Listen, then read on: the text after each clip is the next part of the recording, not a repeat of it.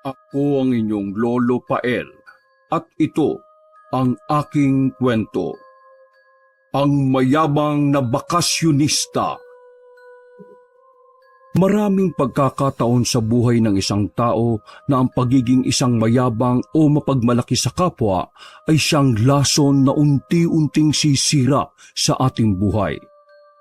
Kaya naman sinasabi sa isang kawikaan na ang kayabangan ay humahantong sa kapahamakan at ang nagmamataas ay ibabagsak.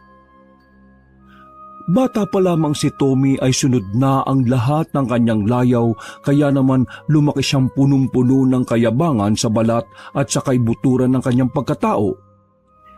Sapagkat may kaya sa buhay ang kanyang pamilya, kaya naman ubod sa kayabangan ng binata. Dahil din sa kagwapuhan, kakisigan, pagiging matalino, pagkakaroon ng makinis at maputing balat, kaya naman kung minsan ay sumasagad ang kagaspangan ng kanyang pag-uugali, na sa puntong hindi na rin niya namamalayan na marami nang naiinis sa kanya. Magkagayunman ay malayong malayo ang pag-uugali ni Tommy sa kanyang mga magulang, dahil ang mga ito, sina Mang Pilo at Aling Hertud, ay punong-puno naman ng pagpapakumbaba. Nang araw na yon, habang abala ang mag-asawang Pilo at Hertud sa pamamalakad ng bagong tayo nilang negosyong bigasan, ay dumating doon ang matandang si Aling Miyang, ang kanilang kasambahay. Nang makita ng matandang babae ang mag-asawa, ay kaagad niyang ipinaalam dito ang isa na namang pangyayari na mayroong kinalaman sa kaisa-isa nilang anak. Nareklamo na naman daw kasi ito sa paaralan ayon kay Aling Miyang. Matapos matanggap ang balita ay napailing na lang si Mang Pilo. Eto na naman si Tommy. Bakit ba ganyan ang ugali ng anak mo? Hindi naman natin siya pinalaking ganyan. Tila nalulungkot na bigkas ng Ginoo sa asawa pagkaalis ni Aling Miyang. Hayaan mo na't kausapin na lang natin mamaya kapag nasa bahay tayo. Malumani na tugon naman ni Aling Hertud. Ay nako Hertud, hindi naman tayo nagkulang ng paalala sa batang yan simula noon. Ewan ko ba kung kanino nagmanay ang anak mo ng kayabangan. Kaya dapat talaga turuan na natin ng leksyon yan Dahil total, binata naman na siya at may kakayahan na magtrabaho para sa kanyang sarili. Anas pa ng Ginoo matapos umismid. Huwag naman. Pigil ng ginang. Nakakaawa rin naman. Yan! Anas pa ng Ginoo. Kaya rin siguro lumaking may kakaibang pag-uugali ang si Tommy dahil sinasanay natin na maging maluho sa katawan. Huwag ka mag-alala. Darating din ang araw na matututunan niya maging mapagpakumbaba at hindi masyadong maging malaki ang ulo. Bakit hindi natin siya pagbakasyonin doon sa probinsya natin? Total, bakasyon na rin naman. Nako, baka mapahiya lang tayo sa mga kamag-anakan natin doon sa probinsya sa mga ipapakita niya kagaspangan. Hindi rin naman siguro. Giit ni Aling Hertud. Kaya nga tayo natutong maging mapagpakumbaba kasi naranasan natin ang hirap sa probinsya. Malay naman natin, doon din yun matutunan ng anak natin. Ano sa palagay mo? Dahil sa mga napag-usapan nilang yon, ay nagkasundo nga ang mag-asawa na magbakasyon sa kanilang probinsya para kahit papaano ay matutunan ng kanilang anak ang simpleng pamumuhay at ang isa sa pinakamahalagang asal, ang pagpapakumbaba. Nang gabing makauwi na ang mag-asawa sa kanilang bahay, ay kaagad silang dumiretso sa silid kainan para maghapunan. Naabutan nila si Tommy na nasa tapat na ng hapagkainan at nagsisimula na rin kumain. Nang makita ng binata ang mga magulang, ay saglit siyang tumigil sa pagkain at tumayo. Good evening, Ma'am, Dad. Anas niya bago magmano sa dalawang tila nagulat pa dahil sa sinabi niya. May pamamdad ka na ngayong nalalaman na ka. Napapailing na bigkas ni Mang Pilo pagkaupo, samantalang napatingin lang si Aling Hertud pagkaupo nito. Siyempre, ganun naman talaga dapat, di ba, Dad? Sagot ni Tommy bago sumubo ng makakain. Hindi naman kami sanay sa ganyang tawag, Tommy, anak. Mas komportable kami ng nanay mo kung nay o tay lang ang itatawag mo sa amin. Ano ba yan? Napasimangot ang binata. Ang killjoy naman. Pagkuwan ay mahina niyang bulong sa sarili. Hayaan mo na ang anak mo sa gusto niya, Pilo. Singit naman ni Aling Hertud matapos magsandok ng makakain nito. Nang marinig yun ni Tommy ay napangiti siya at napabaling sa ina. Thank you, ma'am. The best ka talaga. Pagkatapos noon ay napalingon ang binata sa kanyang ama sabay pasimpleng ngisi rito ng sarkastiko. Napailing naman si Mang Pilo habang nakatingin sa asawa. Kaya nasasanay ang anak mo eh. Pinagbibigyan mo rin ng pinagbibigyan yan. Deserve yun naman kasi matawag ng mami at daddy kasi totoo naman eh. Para na rin malaman ng mga tao na mayaman tayo, di ba? At saka, mas respetuhin ang pamilya natin. Malaman nila na hindi tayo basta-basta. Natatawa pang pangangatwiran ni Tommy sa ama, dahilan para mapailing-iling na naman ang Ginoo bago sumubo ng makakain. Ay nako, Tommy, anak. Huwag mong ipangalandakan sa mga tao kung anong meron ka. Kasi ang iba, ibabase lang ang respeto nila sa'yo kung anong kaya mong ipangalandakan.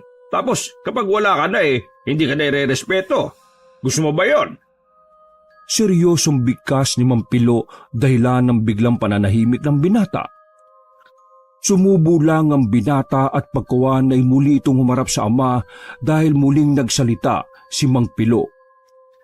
Mas magandang irespeto o maalala o makilala ka ng tao sa pagiging mabuti at mapagkumbaba kaysa sa ibang negatibong bagay.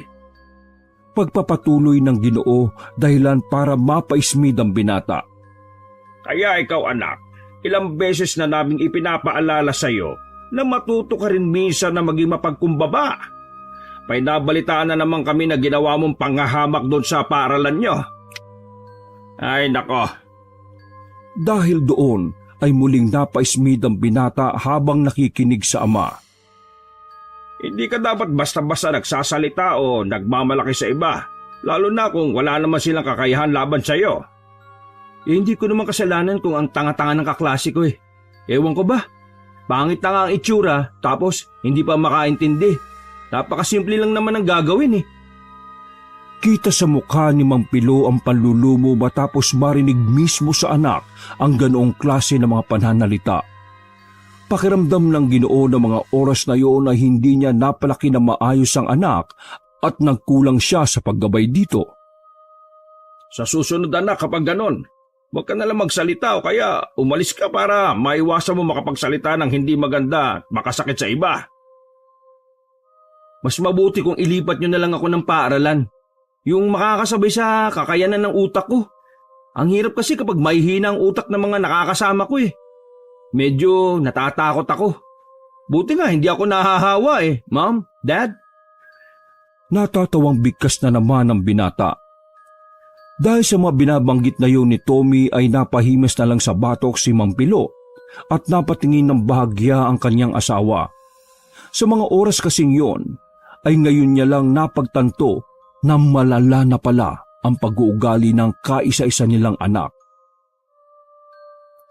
Siya nga pala, di ba sabi nyo, bibilan nyo ako ng sasakyan bago ako makagraduate? 4th year na ako sa susunod na pasukan ha. Kailangan ko na rin na magkasasakyan. Sa kanya palitang nilingon ng mga magulang. Mom, Dad, di ba nag-promise kayo? Kapag tinigilan mo ang pagtawag ng mami at daddy, baka sakaling magbago ang isip ko, namin ang nanay mo. Tila nagulat si Tommy sa winikang yun ng kanyang ama at dahil doon ay napalingon siya sa ina na parang nanghihingi ng saklolo. Ano ba naman yan? Reklamo niya pagkadaka. Nag-promise kayo eh. Sinabi ko pa naman yun sa mga kaibigan ko na magkakasasakyan na ako ngayong taon. Papapaya ako pag nagkataon. Napatapik na lang sa noo si Mang Pilo dahil sa mga pinagsasasabi ng anak, samantalang si Aling Hertud ay hinihintay lang ang hudyat ng asawa. Nang magkatinginan ng mag-asawa ay napasenyas na ang Ginoo sa pamamagitan ng pag-angat ng mga kilay nito. Dahil doon ay nagsalita na nga ang ginang. Bibilang ka naman namin ng sasakyan na gusto mo bago ang susunod na pasukan. Malumanay na bigkas ng ginang. Kitang-kita sa mukha ng binata ang saya matapos niya itong marinig mula sa ina. Talaga, ma'am? Nay? Tumango-tango ang ginang habang nakangiti pero napabaling ang atensyon ni Tommy sa ama nang bigla itong sumingit. Sa isang kondisyon na. Anas ni Mang Pilo. Napakamot ulo naman si Tommy dahil doon. Ano ba yan? May kondisyon pa. Pangako nyo naman yun, di ba? Ayaw mo bang magkasasakyan o gusto mo? Seryosong tanong ng Ginoo. Napaismid na naman ang binata. Siyempre, gusto ko. Okay, edi makinig ka mabuti. Napag-usapan namin ng nanay mo na ngayong bakasyon pauuwiin ka namin sa probinsya. Diretsyong tugon ni Mang Pilo. Para bantayan mo ang maliit nating farm doon. Sigunda ni Aling Hertud. Para na rin makilala mo ang iba naming mga kamag-anak ng tatay mo. Simula nung magkaisip ka, hindi ka na nakauwi roon eh. Kaya panahon na ngayon, anak, para makilala mo naman sila. Ano? Buong bakasyon? Seryosong tanong ng binata na tumigil na sa pagkain. Nakangiting tumango ang mag-asawa. Pag-uwi mo rito, katulad ng usapan natin, bibili na namin ng nanay mo yung kung anong gusto mong sasakyan para sa susunod na pasukan. Hindi ka na magko-commute. Sinsero ring bigkas ng Ginoo. Tuwang-tuwa si Tommy sa kanyang narinig dahil sa wakas, kaunting panahon na lang ay matutupad na rin ang kagustuhan niyang magkaroon ng sariling sasakyan para mas makapagyabang sa marami. Sa mga oras na yon ay naiisip na ng binata ang mga gagawin niya kapag natanggap na niya ang inaasam-asam niyang sasakyan.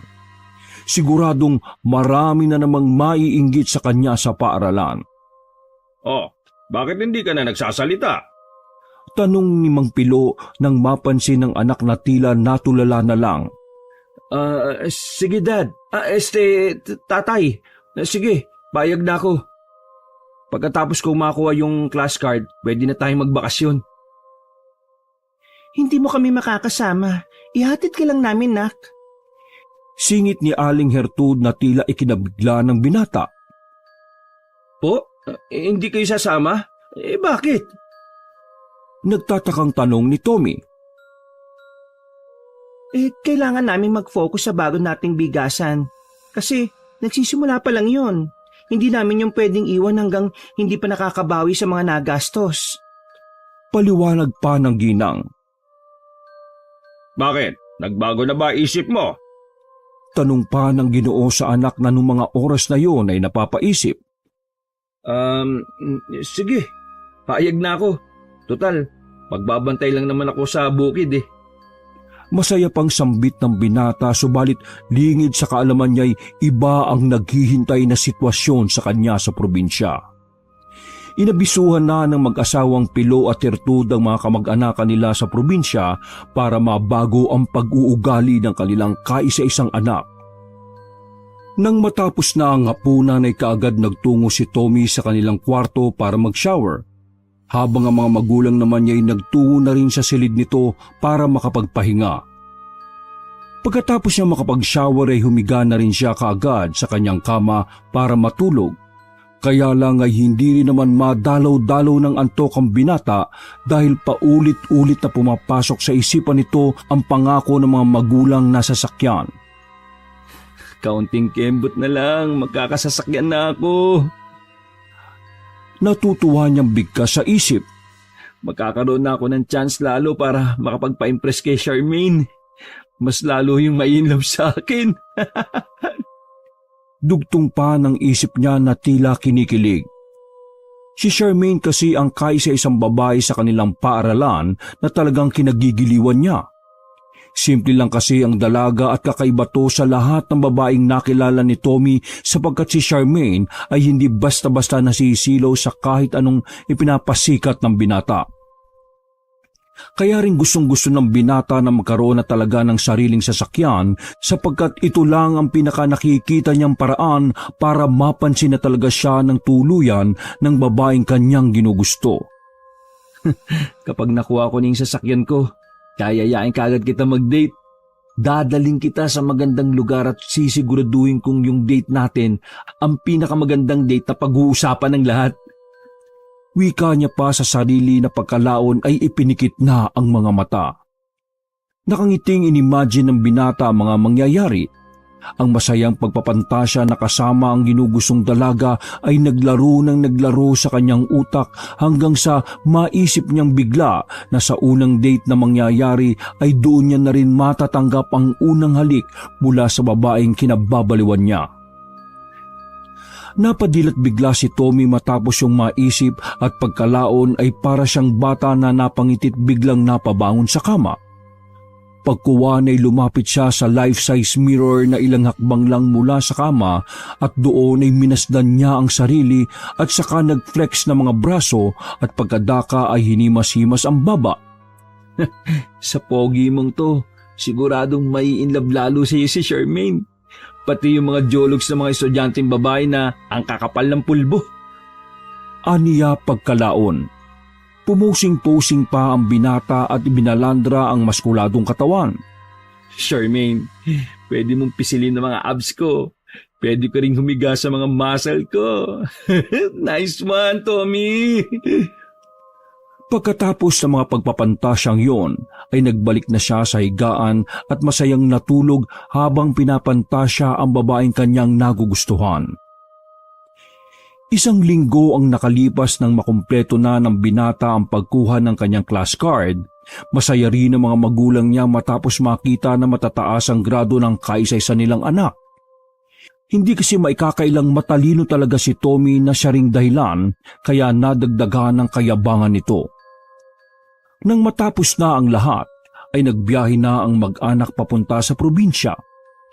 Ilang oras din ang kanilang nilakbay para marating yon. At nang nandun na sila, ay malugod silang sinalubong ng kanilang mga kamag-anakan. Tuwang-tuwa ang lahat na makita si Tommy dahil 1 taong gulang pa lang ito nang huli nilang makita. Pagdating nila ay nagkaroon ng selebrasyon na parabang kauuwi lang nila galing sa ibang bansa. Na-enjoy naman ng binata ang pangyayari lalo na nang makita niya ang bahay nila sa probinsya. Hindi ito kasing laki ng bahay nila sa syudad. Makagayon man ay komportable naman si Tommy rito lalo na sa kanyang kwarto kahit pa electric fan lang ang gamit at hindi aircon. Mukha namang malamig kahit walang aircon. Bulong ng binata sa sarili pagkakita niya sa silid. Ayon pa sa mga magulang ni Tommy ay ito ang dating silid ng kanyang mga magulang noong naninirahan pa ang mga ito rito. Mga panahong hindi pa sinisilang ang binata. Kinabukasan, matapos ang simpleng selebrasyon ay nagpasya muna silang mag-anak na mamasyal kasama ang pinsang si Rolly. Mas bata ito ng 2 taon kay Tommy pero sa itsura ng binata ay mas mukha itong may edad. Tay, mamamasyal ba tayo rito? Natatawa niyang sabi nang nasa bangka na sila. Mag-a-island hopping kasi sila ng araw na yon dahil balak din ipasilip ni Mampilo at Aling Hertud ang magagandang tanawin sa anak bago nila iparanas dito ang simple at payak na pamumuhay na meron sila noon sa probinsya.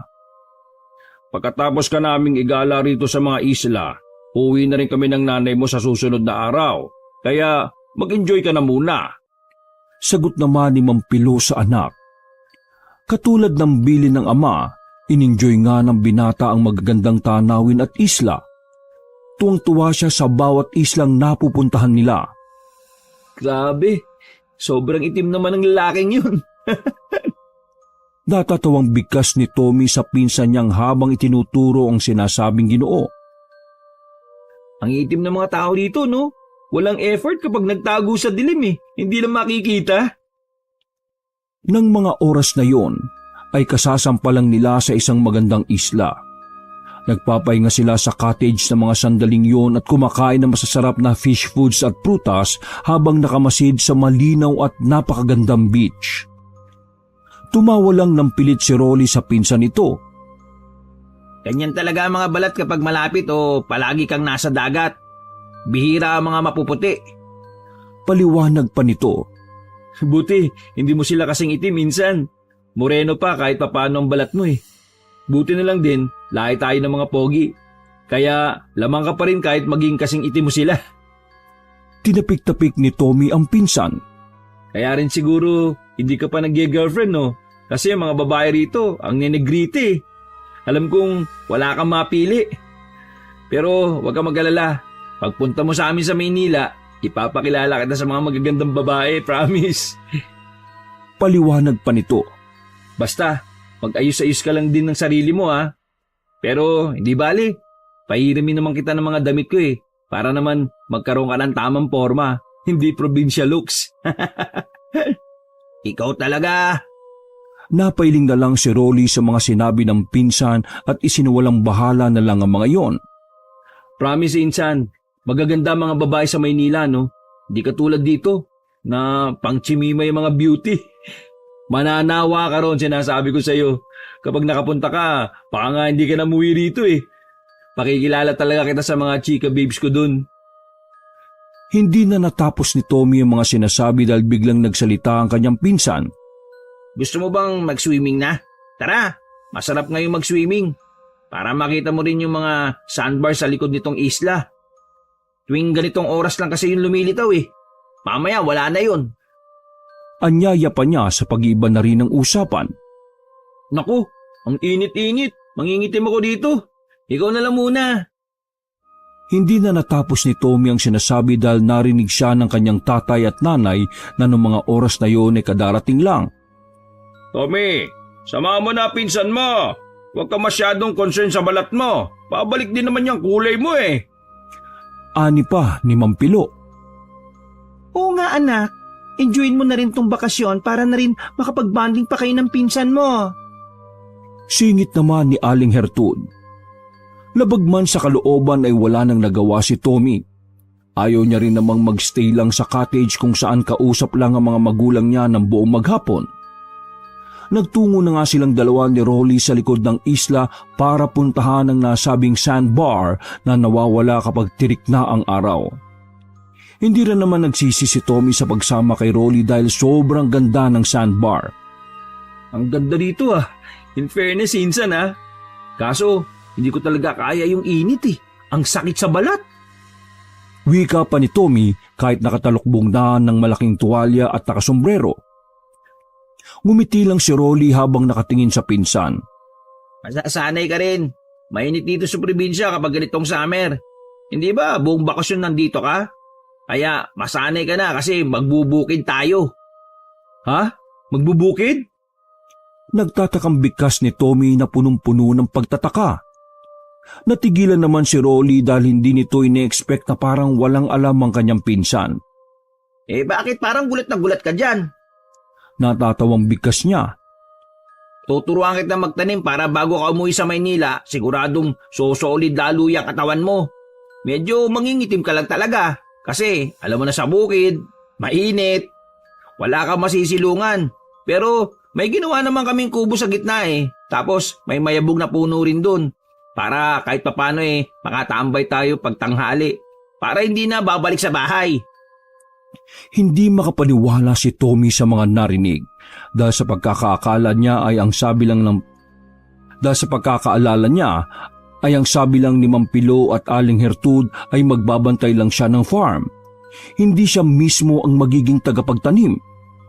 Putik, mukhang naisan ako nila nanay at tatay ah. Naiinis na bigkas niya sa isipan. Madali lang naman yun. Balita ko pa naman na matalino ka kaya sigurado mabilis ka lang matututo niyan. Pagpapatuloy ni Rolly na hindi na halos pinapansin ni Tommy. Tara, maligo na tayo. Natauhan lang si Tommy nang basain siya ng tubig dagat ng kanyang pinsan kaya wala na rin siyang nagawa kundi sumabay rito sa paliligo. Nang mawala na ang sandbar ay bumalik na rin ang magpinsan sa cottage. Tuwang-tuwa naman ang mga magulang ni Tommy nang makita sila habang ang binata ay hindi maipinta ang mukha habang nakatingin sa kanyang ama't ina. Oh, bakit parang nakasimangot ka riyan, anak? Sita ni Aling Hertud matapos mapansin ang pag-ungot ng mukha ni Tommy matapos silang makita. Hindi sumagot si Tommy. Umupo lang ito at saka tahimik na kumain ng mga pagkain nasa mesa.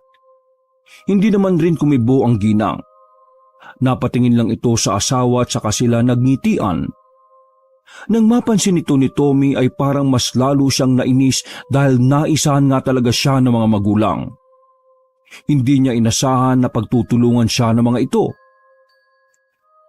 Matapos ang ilang oras na pag-i-stay sa isla ay tinawagan na sila ng bangkero at pinuntahan pa ang 3 islang natitira.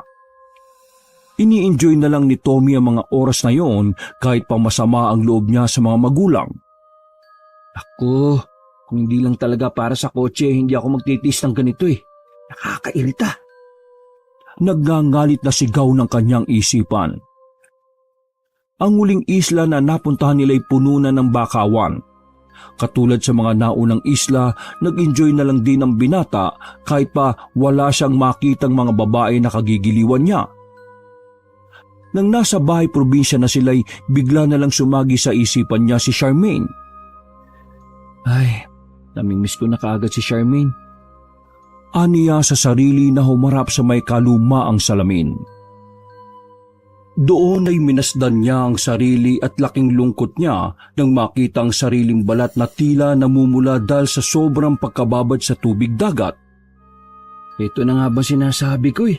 Kaya ayaw na ayaw ko talagang nagsuswimming eh. Tila naiinis niyang bigkas at mas nagpadagdag pa sa pagkairita niya nang biglang maalala na kung paano siya naloko ng mga magulang. Walang ya. Padabog niyang bigkas na nahampas ng bagya ang lumang salamin. Naisampa talaga ako. Tapos magbubukid pa pala ako dito ng buong bakasyon. Aniya sa sarili. Lalo ko mangingitim nito eh. Hinimas-himas niya ang muka habang tinitingnan ito sa harap ng lumang salamin. Naku po, baka pag-uwi ko nito sa Maynila hindi na ako makilala ni Charmaine. Imbis na magustuhan ako nun, baka layuan ako kasi naging negrito na ako. Nyaks! Bigla siyang napakamot ulo matapos maisipan ng mga yon. Kaya habang hindi pa umaalis sa mga magulang ay naisip niya na puntahan ang mga ito para kausapin at sabihing wala sa plano na magbubukid at mag-aaral din siyang magtanim. Pero bago pa siya lumabas ng silid ay mayroon na ngang kumatok sa kanyang kwarto. Pagbukas ng binata ay tumambad kaagad sa kanyang paningin ang mga magulang. Bukas ng 4:00 na madaling araw, aalis kami ng tatay mo ha. Bungad salita ni Aling Hertud. Alam ko po. Nakasimangot na tugon ng binata. Magpakabait ka dito, anak, Tommy. Malumanay na bigkas naman ni Mampilo. Dahil doon ay napaismid si Tommy sabay tingin sa mga magulang. Sabi niyo, magbabantay lang ako sa bukirin. Tapos, maalaman-laman ko na lang kay Rolly na pagtatrabahuin niyo pala ako dito. Sabi niyo, bakasyon lang. Parang gusto nang maluha ng binata habang sinasabi ang mga yon. Ano pang sense na pag-aaral ko ng mabuti tapos magtatanim lang din pala ako sa probinsya? Napangisi si Mampilo. Napagkasunduan na natin to at pumayag ka para magkaroon ng sasakyan, hindi ba? Hindi ko naman alam na ganito pala eh. Napapakamot sa ulong sagot ng binata na halatang halata ang pagkainis. Parang ang lumalabas eh. Pagtatrabahuan ko pa pala para lang magkakotse ako. Ang unfair nyo naman. Naglakad siya papunta sa kama at doon ay parang bata na nagdabog-dabog. Pumasok naman sa kwarto ang kanyang mga magulang para doon magtuloy ng usapan. Samantalang yung ibang tao, hindi na nila kailangang pagtrabahuin ng mga anak para lang magkakotse. Tapos ako, ganito? Tommy, pinanta ka na. Gagraduate ka na ng kolehiyo. Matalino ka. Dapat, matagal mo nang napagtanto na hindi lahat ng bagay madali mo makukuha. Mas okay kapag pinaghirapan mo ang isang bagay. Paliwanag ng ginang. Lahat ng gusto mo, sinunod namin anak. Ito lang ang pagkakataon na kami naman ang sundin mo. Tandaan mo, Tommy, kapag nalaman kong hindi mo ginagawa ang mga dapat gawin dito sa bukid, hindi kita bibilhan ng sasakyan. Pagkasabing yun ng mag-asawa ay naglakad na sila palabas ng kwarto, pero bago isara ang pinto ay sumulyap pa si Aling Hertud sa anak na parang nahahabag dito. Good night, anak. Pagkuwang bigkas ng ginang bago tuluyang isara ang pinto. Halos maiyak naman si Tommy sa sobrang sama ng loob dahil sa sinabi ng kanyang mga magulang. Ito kasi ang unang pagkakataon na marinig niya mga itong magsalita ng ganon. Kung alam ko lang talaga, di na ako sumama rito eh. Nagngangalit niyang bigkas sa sarili. Mangangamoy probinsya na nga ako tapos mangingitim pa. Naknang teting naman talaga oh. Sa sobrang pag-iisip ng mga bagay-bagay ay halos hindi na rin nakatulog ang binata. Naabutan pa nga niya mga magulang na paalis na bago siya makatulog ng tuluyan. Pagsapit ng eksakto 5:30 ng umaga ay naalimpungatan din kaagad siya matapos makarinig ng 3 magkakasunod na katok sa pinto ng kanyang kwarto. Aandap-andap na tinungo niya ang pinto at nang mabuksan na ito ay tumambad sa kanyang paningin ang pinsang si Rolly. Good morning, Insan! Bangon na! Mag-almusal ka na muna at mag-ayos para pumunta na tayo sa bukid. Masayang sambit ni Rolly. Labag man sa kalooban ay walang nagawa si Tommy kundi sundin ang sinabi ni Rolly. Tsak kasing kapag hindi siya kumilos at magtungo sa maliit nilang bukirin ay makakarating kagad ang balita sa mga magulang niya. Masama pa rin ang loob ng binata habang nag-aayos ng sarili. Matapos siyang maligo ay dumiretso siya kaagad sa kusina para makapag-almusal. Nang makaupo na siya sa tapat ng hapagkainan, ay tila nawala ang kanyang antok matapos makita ang mga pagkain. Tuyo, dilis, kamatis na pinaghiwa-hiwa at bahaw na kanin ang nakahain. Ito lang ang almusal? Wala sa sariling niyang bigkas na tinunguan lang ng kanyang tiyahin dahil ito daw ang bili ng kanyang mga magulang. Dahil doon ay lalong nanlumo at nainis ang binata dahil pakiramdam niya na mga sandaling yun ay sinadya siyang pahirapan ng kanyang mga magulang. Grabe na talaga to. Ang sasama nila. Hindi ko akalain gagawin to sa akin ng sarili kong mga magulang. Paghimutok ng isipan ni Tommy. Muli lang siyang tila bumalik sa ulirat nang biglang umupo sa bandang kanan niya si Rolly. May dala itong mga tasa at may laman itong mainit na kape. Etong sayo, Insan. Saka nito inabot kay Tommy ang isang tasa. Tila wala naman sa sariling kinuha ni Tommy ang tasang naglalaman ng kape. Hindi ako nagkakape. Halos hindi na naman niya natapos ang sinasabi matapos marinig ang tiyahin niyang nagsabi ng kailangang ubusin ang lahat ng nakahain sa lamesa. Ito raw kasi ang patakaran sa bahay na yon. Dahil doon ay naghimutok na naman si Tommy at lalong nadagdagan ang sama ng loob para sa mga magulang. Kumain ka ng kumain dyan, Insan. Kumain ka ng kanin.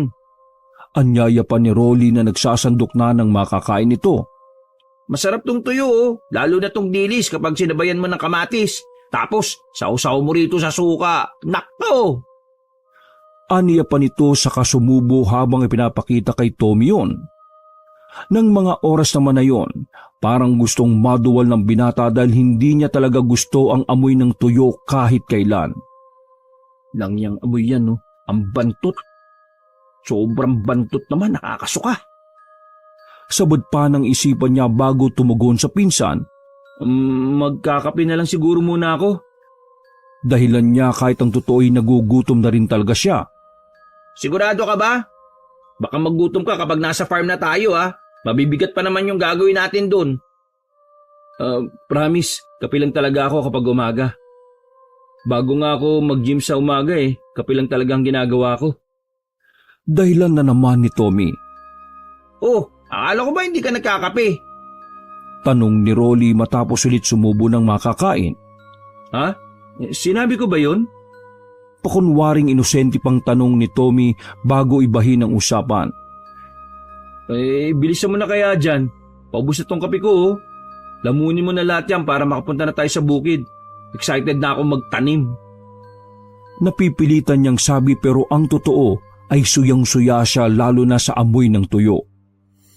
Nang matapos na si Rolly sa pag-aalmusal ay nagpaalam na nga siya sa kanyang tiyahin. Gamit ang habal-habal, eksaktong 6:00 ng umaga ay dali-daling tinungo na magpinsan ang maliit nilang bukirin. Medyo may kalayuan kasi ang bukirin nila sa bahay probinsya kaya kailangan talagang gamitan ng habal-habal. Kung minsan talaga ay naglalakad lang si Rolly papuntang bukirin kaya lang dahil kasama niya si Tommy ay naisipan niya ito para na rin hindi kaagad mapagod ang kanyang pinsan. Pagdating nila sa bukid ay sikat na ang araw. Tila naibsan naman ang sama ng loob ni Tommy pagkakita sa maganda nilang bukirin. Insan, ang ganda pala ng bukid natin oh. Namamanghang bigkas ni Tommy habang inililibot ang tingin. Akala ko ba maliit lang? Ang lawak-lawak niya oh. Anas niya pagkalaon. Ano ka ba? Maliit lang yan kumpara sa mga malalaking bukid dito no? Paliwanag ni Rolly pagkaayos nito ng habal-habal. Nakita mo yung kubo? Tumuro ito sa hindi kalayuan. Tapos yung likod nun, yung wala pang mga nakatanim, yun ang bubungkalin natin. Hindi ba natin ipapasok yung motor hanggang dun sa kubo? Umiling si Rolly bilang tugon. Hindi kasi. Pang tao lang yung daan. Baka mahulog lang tayo sa putikan. Okay. Pagkasabing yun ay nag-aya na nga maglakad si Rolly papunta sa kubo. Araw-araw mo tong ginagawa? Tanong niya sa pinsan habang naglalakad sila. Oo, minsan nga mas maaga pa rito eh. Dapat talaga maaga. Kaso naisip kong pagod na pagod ka sa island hopping natin kaya 5:30 na kita kinatok. Hindi na muna umimik si Tommy. Naisip niya kasing malamang na inutos na naman ng mga magulang niya ang tungkol sa bagay na yon.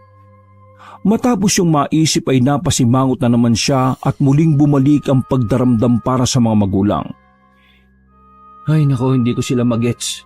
Anong point nila, ba't nila ginagawa sa akin to? Tanong niya sa isipan pagkalaon. Hindi pa ba sila proud na maayos ako nag-aaral, hindi bulakbol, matataas ang grado, kilala sa paaralan, plus, pogi, tapos hunk. Ano na mangyayari sa akin dito kung puro pagsasaka gagawin ko, tapos puro tuyo ang kakainin? Napailing siya matapos yung maisip. Baka mas umitim pa ako sa pinsan ko na to kapag nagkataon eh. Siguradong pagtatawanan ako sa school ngayon, Sem, kapag nakita ko. Ay, buhay na to. Naiinis talaga ako sa mga magulang ko. Oh, nandito na tayo sa kubo, insan! Tila nagising sa ulirat si Tommy matapos madinig magsalita ang pinsan.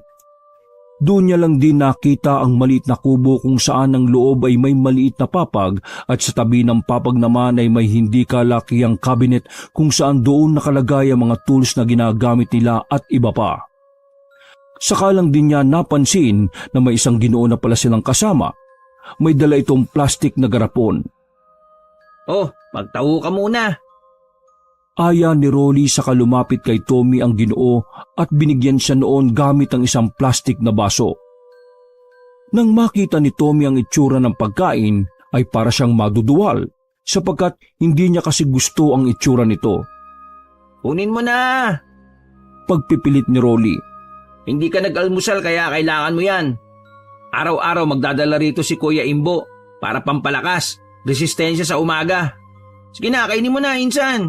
Kasi mamayang tanghali na yung susunod natin kain. Pupunta rito si nanay para hatiran tayo ng pagkain.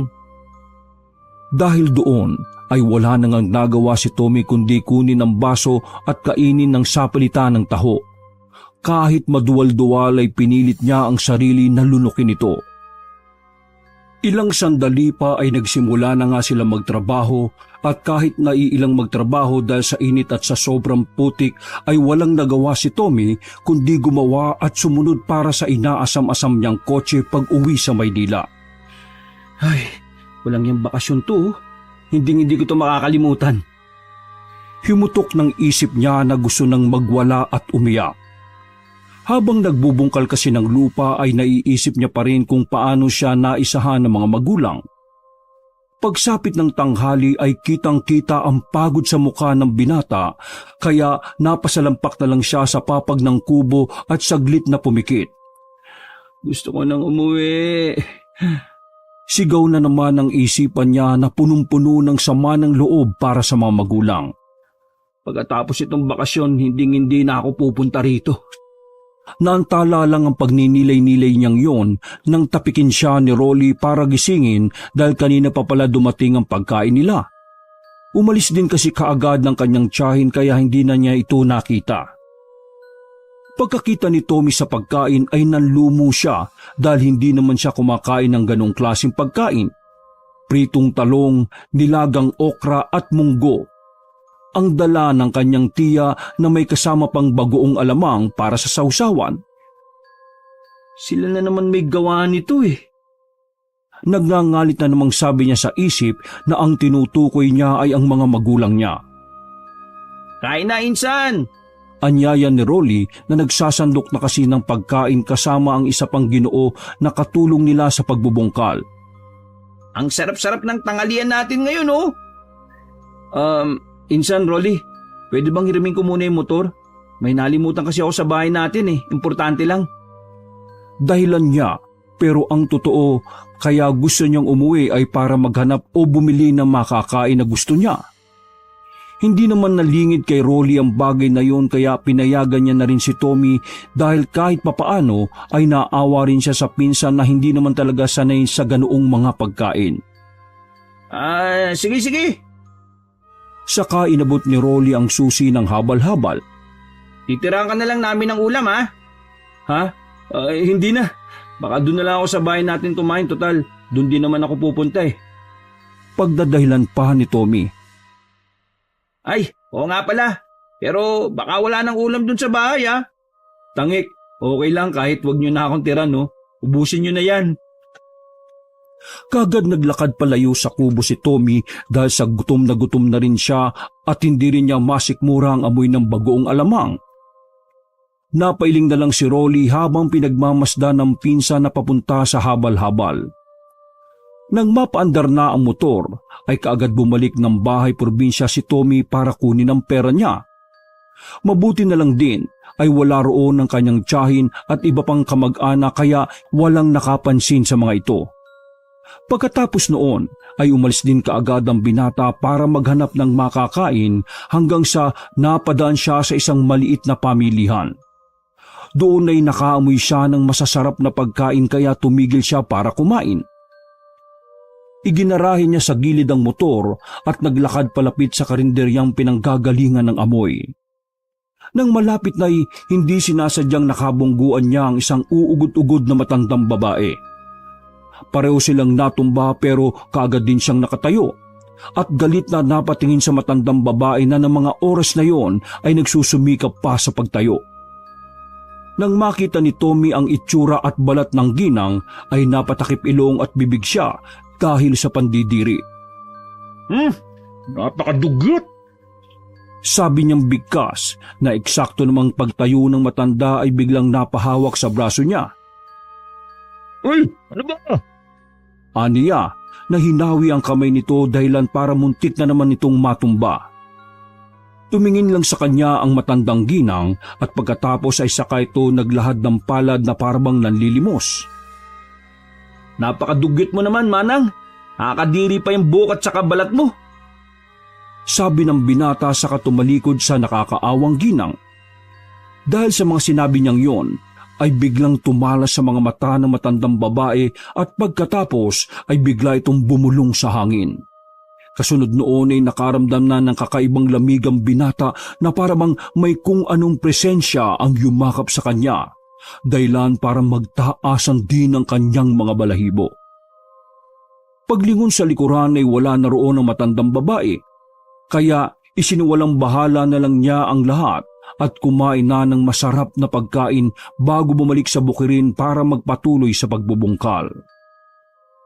Pagsapit ng hapon ay nakaramdam na ng hindi maganda si Tommy na noong una ay inakala ng lahat na dahil lang sa sobrang pagod kaya sumama ang kanyang pakiramdam. Subalit kinabukasan ay laking gulat ni na Rolly nang makita ang buong katawan ni Tommy na puno ng mga butlig-butlig na kasing laki ng holen. Masasakit din ito sa pakiramdam kaya talagang iyak ng iyak ang binata sa tuwing gagalaw siya dahil buong katawan niya ang nagkaroon nito. Kaagad dinala si Tommy sa pagamutan at nabigyan naman siya ng paunang lunas ng doktor, subalit saglit lang ang naging epekto ng gamot. Habang lumilipas ang araw ay lalong dumarami ang mga butlig at mas lumalaki ito. Hanggang sa tila ba nagnanana kaya naman pagsapit ng halos 1 linggong paghihirap ay ikinonsulta na si Tommy sa isang albularyo. At napag-alaman ngang nabulungan siya ng sumpa na tinatawag na palipad hangin. Sa kabutihang palad naman, bago matapos ang bakasyon ay gumaling si Tommy. Kaya lang ay naiwan ng itim na mga peklat sa buo niyang katawan. Pati mukha ay nagkapeklat din. Ayon pa sa doktor ay mahabang panahon bago ito tuluyang pumantay sa kulay ng kanyang balat dahil malalalim ang naging sugat. Nang umuwi siya sa Maynila ay halos ayaw lumabas ng binata sa bahay dahil nahihiya siyang makita na mapeklat ang buong katawan niya, lalo na sa mukha. Kaya lang ay walang pagpipilian si Tommy kundi lumabas dahil enrollment na. Nang nasa universidad na siya, ay nakita siya ng ilang mga kaklase at doon niya naranasan ang mapagtawanan at malait dahil sa hindi kaaya-ayang itsura. At kamalas-malasan pa nga'y nakakasabay niya si Charmaine, kaya halos hindi siya magkandaugaga ng mga oras na yon. Oh, bakit mo tinatago ang pagmumukha mo? Tanong ng dalaga sa kanya. Natatakot ka bang malait dahil sa itsura mo ngayon? Ganoon din naman ang ginagawa mo noon, di ba?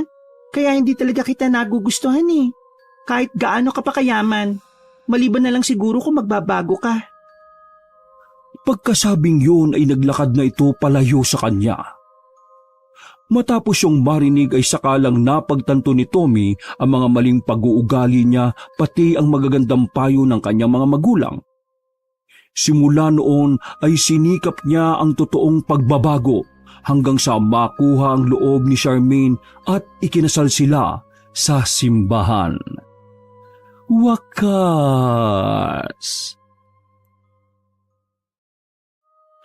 Ako ang inyong Lolo Pael.